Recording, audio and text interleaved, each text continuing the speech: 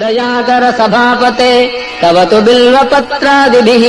समर्च्य पदपङ्कजम् सुलभमेव कैवल्यदम् कदाहमभवम् धियो विषयलम्पटोऽज्ञः कथम् चिदम्बरमहानटम् हृदि विचिन्तये सन्ततम्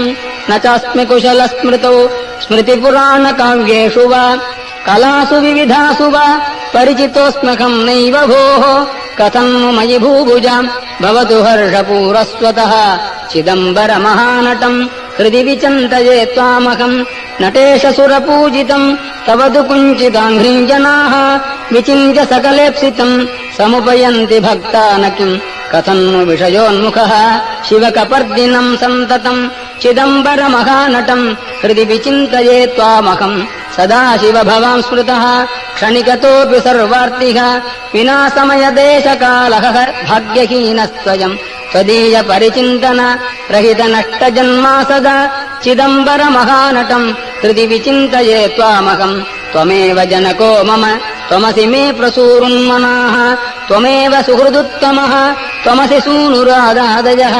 भवन्तमगजाधिप